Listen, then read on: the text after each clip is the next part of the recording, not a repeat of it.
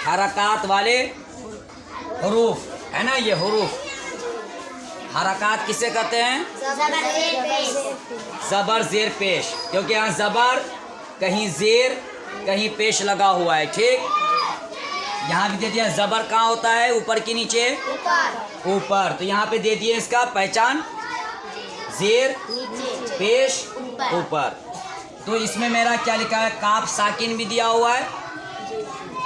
लेकिन कभी कभी हम क्या करते हैं, जब हिंदी या इंग्लिश किताब में देखते हैं ये क लिखा हुआ है तो के का भी यानी सिर्फ ये के कर देता, क का के कर देता। ठीक, अब ये अगर लिखते हैं मान लो कमर, क्या लिखते हैं?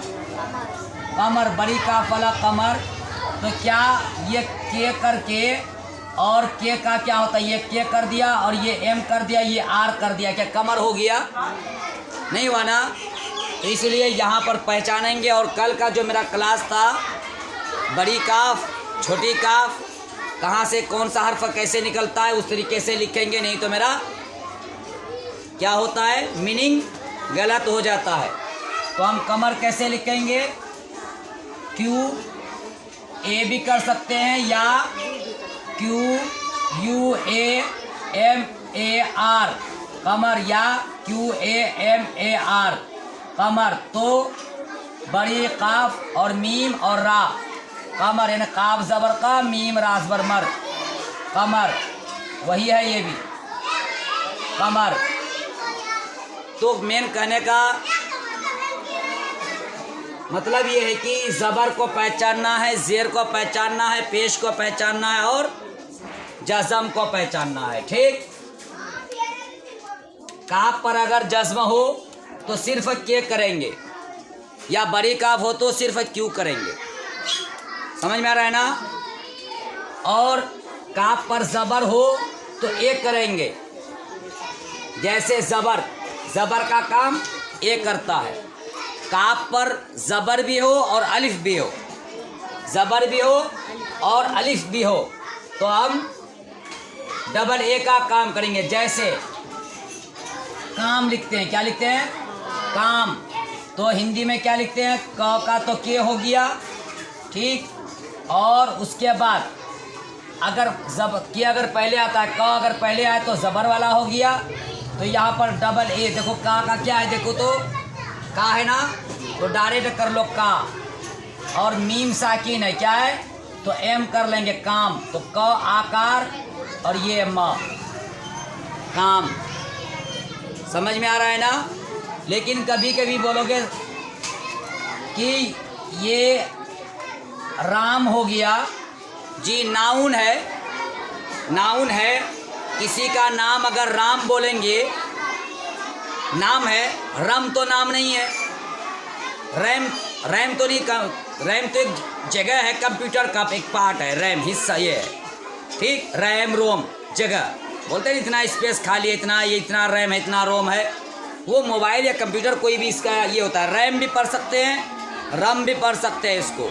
ठीक, इसको राम भी पढ़ सकते हैं। लेकिन अगर राम लिखना है तो इसको ना रैम पढ़ेंगे, ना रम पढ़ेंगे, डायरेक्ट क्या बोलेंगे, राम बोलते हैं इसको। क्यों? नाउन है, लिखने के लिए चल जाता है, ये लिख लेते हैं, शॉर्ट में लिख लेते हैं राम। ठीक, लेकिन राम मीन ऐसा होता है, क्या होता है, ऐसा होता है, लेकिन शॉर्ट कट में राम ऐसे लिख लेते हैं। समझ में आया।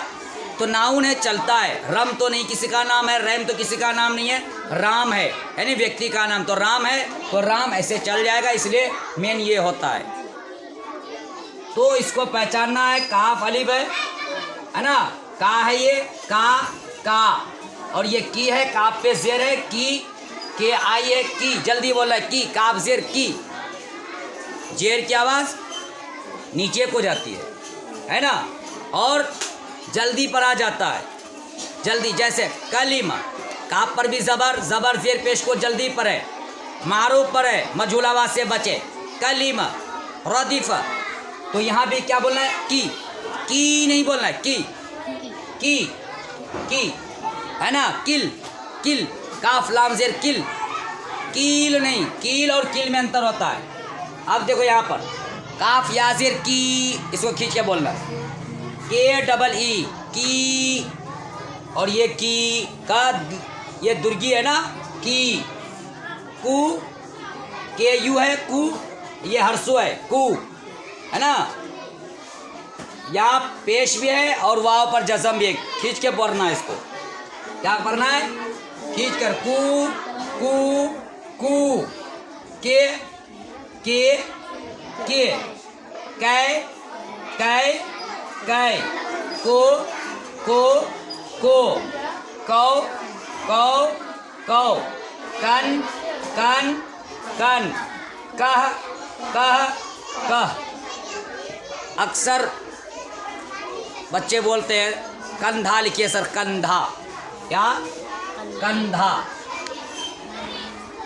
क्या हुआ देखो, तो काफ पर जबर, नून गुन्ना है ना, यानी काफ पर जज़म, दाल पर जबर, और ये ध हो गया पूरा, कल बताए तो ध, ये ध हो गया पूरा यहाँ से यहाँ तक, और इसी पे अलिफ कर देंगे। क्या हो गया ये? कंधा। क्या हो गया? कंधा। तो कंधा कैसे करेंगे? के ए एन, देखो कहाँ पर है, ठीक, कन, डी एच ए, ध, कंधा तो नहीं होता है, कंधा होता है, कंधा क्या होता है? कंधा होता है। तो कंधा डबल ए भी कर सकते हैं, लेकिन पढ़ा क्या जाएगा? कंधा ही पढ़ेंगे, इसलिए शॉर्ट में एक ए हटा देते हैं, तो क्या होता है ये? कंधा। तो हिंदी में कैसे लिखते हैं? कंधा, कंधा, ये होता है ना कंधा। देखो तो उसी हिसाब से हो रहा है कि नहीं हो रहा है। तो इसको क्या करेंगे? पहले हम लिखेंगे, नाम वगैरह लिखेंगे इस तरीके से, घर, धन, चक, मत, ठीक। क्या लिखेंगे? घर, उसके बाद क्या लिखेंगे? धन, उसके बाद मान लो यहाँ चक लिख लो, ठीक, चढ़ लिख लो, चलो इतना ही करते हैं। तो घर, तो क्या होता है घर में? उर्दू देखो, ये घ हो गया और ये रा साकिन हो गया, यानी घा ज़बर घर, रा साकिन है, घा रा ज़बर घर, ठीक। इंग्लिश में क्या करेंगे? जी एच ए, घ हो गया, घा ज़बर घ, और आर, घर, धन, ये ध हो गया और ये नून साकिन, ठीक। तो क्या हो गया? मिला दो, धन, डी एच ए एन, धन। इसी जगह पे चक, चा हो गया ये, और यहाँ पे खा बना देते हैं, चख, ठीक। तो क्या करेंगे यहाँ पर? सी एच ए के एच, चख, ठीक। अब देखो चढ़, चढ़, ठीक, सी एच ए, और रा का क्या कल क्या पढ़े थे? डी एच पढ़े थे, चढ़। क्या? ये ढ भी पढ़ते हैं और ह भी पढ़ते हैं, चढ़। समझ में आ रहा है ना? ठीक इसी तरीके से लिखने की कोशिश करेंगे। अगर जेर हो तो जेर, जैसे आप यहाँ क्या लिखा हुआ है? धान। क्या लिखा हुआ है? धान। अगर लिखना है धान, तो क्या करेंगे? उर्दू में ये होता है ना, देखो यहाँ पर ध है तो यहाँ धा हो गया, और ये नून पर जसम, यानी नून साकिन, धान। तो यहाँ क्या करेंगे इंग्लिश में? डी एच ए एन, धन। ये धन पढ़ा जाता है, लेकिन डबल एक कर देंगे तो सबसे बेहतर, ये कभी धन नहीं पढ़ा जाएगा, धान पढ़ा जाएगा, ये सबसे बेहतर ये। नहीं तो ये अगर एक ए छोड़ते हैं तो धन भी पढ़ा जाता है, धान भी पढ़ा जाता है, क्योंकि धन भी होता है। लफ्ज़ पढ़ते हैं ना, लफ्ज़, लफ्ज़ की कितने किस्में हैं? दो, है ना, मौजू और मुहमल। तो अगर मानी अगर ना हो तो लफ्ज़ कौन सा लफ्ज़ है? ठीक। तो मानी में धन तो होता है, धन दौलत, और धान भी होता है खाने पीने वाली चीज़ जिससे चावल बनता है, क्या? तो इस तरीके से लिखने की कोशिश करेंगे, और इंशाल्लाह बहुत जल्द शुद्ध यानी व्याकरण के मुतालिक हम हर चीज़ को सीख पाएंगे, ठीक।